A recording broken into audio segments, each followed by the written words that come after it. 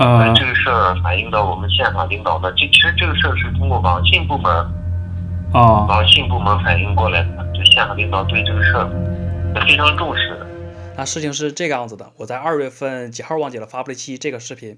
那在这个视频的最后，是我去科图海景区，然后那天因为下着雪，然后保安跟我说，可能有危险，不让我进去。然后我当时因为挺远去的嘛，如果你们之前看我视频应该也知道，然后我就想跟他商量商量，看我能不能进去。然后他还说不行，然后我就在外面开始飞无人机了，就在门口，因为这一段我在飞无人机，所以就没有录下来。然后在门口开始飞无人机，然后正搁那飞呢，然后一个保安过来跟我说，你给我200块钱，我可以开着我们那个五菱宏光带你进去转一转。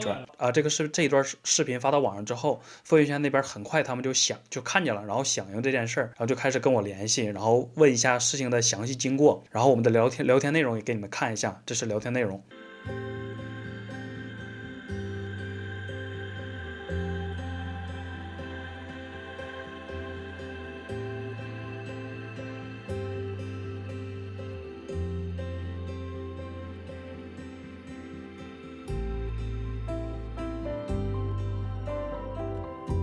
然后我在和他们聊天的时候，其实因为我不知道他们是不是真的，所以他说要跟我语音和打电话聊，我说不，别，咱就用微信聊，这样的话有那个书面的记录，对吧？如果后面出现什么网上黑我呀，怎么样，对吧？我也可以把这个记录拿出来，所以我尽量说的是书面聊天。然后他们第2天给我发过来，就是他们对我的道歉信以及对那2个保安的惩罚。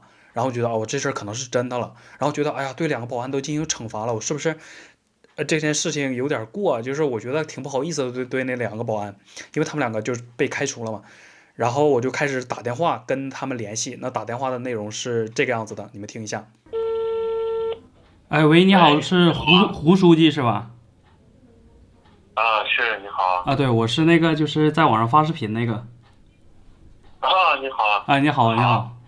好，那个就是昨天沟通嘛，因为昨天我不知道你们是不是真的，所以就没想跟你们沟通，你知道吧？不好意思啊。没事，可以理解，没事。好，然后那个我们就再说一下那个事情经过，好吧？然后我怕我怕就是说我万一哪里就是没说到，然后你们那个处罚或者怎么样不太好。好，我重新跟你说一下，就是那天我是开到了那个科图海景区嘛，然后到了那个景区之后，因为那天下雪，然后也看不到就是说有任何工作人员，然后直接把车就开到了那个保安那小房子那儿，你们应该在视频也看到了。对。然后之后我就去询问那个保安，但这个时候我没有买门票。就是我没有买门票，因为我没看到其他工作人员，而且你们那个景区里面好像就卖门票那地儿也关门了。然后就问那个保安，然后我说能不能开车进去，因为我也不知道是啥情况，我没去过，对吧？就这样。然后呢，他说你不能开车进去，然后就是沟通过程你应该看见了，然后怎么样都是不让我进去。然后我就跟他说，我说那不能开车进去，我就往里面走一走吧，看一看，就是也别白来了，我大老远过去，我是这意思。就是这时候我还是没买门票，然后他也没推荐我买门票，他也没告诉我可以买门票。然后因为我觉得可能是你们就是冬天那地方就不开了，我是个人这么觉得的。然后可能就是只留保安在那儿，我当时是这么想的。然后就往里面走，然后遇到清雪车那个大哥了，然后他说可以开车进去，然后我就又回去跟保安沟通之后，他说还是不行。然后这个时候呢，我就说。那往里边走，那保安那个清雪车大哥说得20多公里才到滑雪场。我说那到观景台那就多远？我说我也进不去啊，我走可能一天都回不来了。然后我就说我就在门口飞一下无人机吧。然后正在门口飞无人机的时候，然后那个就有一个保安就过来跟我说你要是真想进去的话，对吧？你给我200块钱，或者是给另一个保安200块钱，我忘记了，反正肯定是200块钱。然后说可以开着他的那个五菱宏光带我开车进去。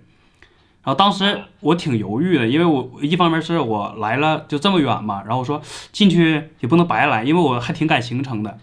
然后他200我就觉得有点太贵了，你知道吧？所以我就没给他。对，所以是这样，所以我就没给他。然后我就在门口飞了一下无人机，然后飞无人机的时候就是飞了就无人机回来嘛，他看挺新奇的，然后又跟我沟通说你给钱可以进，然后我说那我就不进了。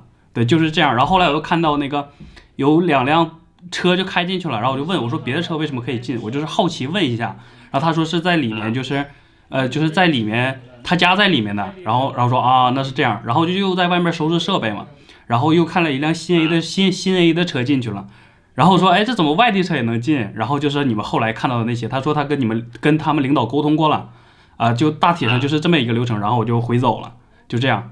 这个事儿反映到我们县上领导的，其实这个事儿是通过网信部门反映过来的，就县上领导对这个事儿也非常重视，对这个景区的管理也非常生气，就要求我们文旅局严肃处理。所以这个事儿是感谢您的。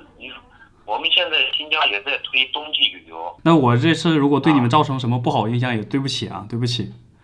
没事。好。哎，好，再见。好嘞，好，好。我决定还是我先挂电话吧，因为我觉得我俩一直在说好，就非常客气。不是，就这次这个东西，我其实也没想到会有一些影响。然后我刚刚跟他打电话的时候，也确实就是说了一下整个事件的这个经过，就确实是这样的。我发誓，好吧，就发誓，确实是这样的。OK， 那最后的话，他们那边是经过核实之后，然后把那个2名保安开除，然后对旅游公司进行处罚，然后同时对我进行了一些个人的补偿。那首先就是我在富蕴县待了2天，他们决定补偿给我1000块钱，虽然我没花到1000块钱，但是他们还是决定补偿我1000块钱。然后除了补偿1000块钱之外，他们还给我颁发了富蕴县的终身免费旅游的护照，给你们看一下。这个护照它是干什么用的？富蕴县人民政府决定为您提供终身在富蕴县城内各景区、滑雪场免费游览滑雪，以及在富蕴县旅游宾馆免费住宿的服务。对，就是我之后在富蕴县，然后旅游的话就不花钱了。OK， 那最开始他想给我1000块钱补偿嘛，然后我那时候还挺不好意思接受的，我说不要，然后他就给我微信转过来了。转过来之后，我就想着，哎呀，我这就平白无故拿着1000块钱有点不太好意思，然后想着我说那就把这1000块钱捐给这一次的疫情吧。现在我就把富蕴县补偿给我的这1000块钱，然后捐给这一次疫情。那这一次我捐的基金是5大抗击新型肺炎基金，那据说这个基金还是很靠谱的，然后微信就可以捐，然后现在我们就捐一下。本来这一次其实我是没打算捐款的，因为如果你们一直看我视频，应该知道我的这个经济条件，对吧？但是既然他们补偿给我1000块钱，然后我就觉得那我就捐出去好了。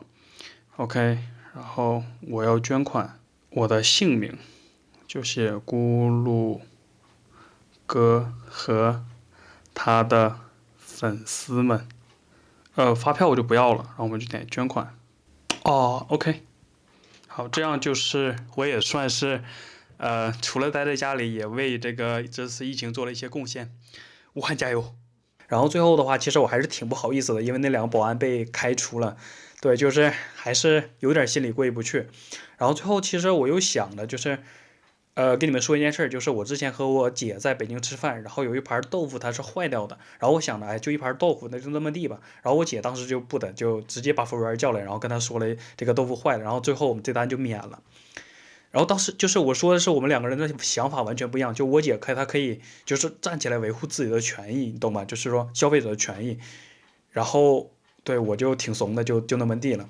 所以透过这件事儿也是可以说，大家如果在受到比如说一些侵犯的时候，可以先去投诉，先去举报，然后来维护自己的权益，就不要那么不了了之，就那么地吧，怎么样，就是反正没多钱或者怎么样，这样的话就会越来越让他们猖狂。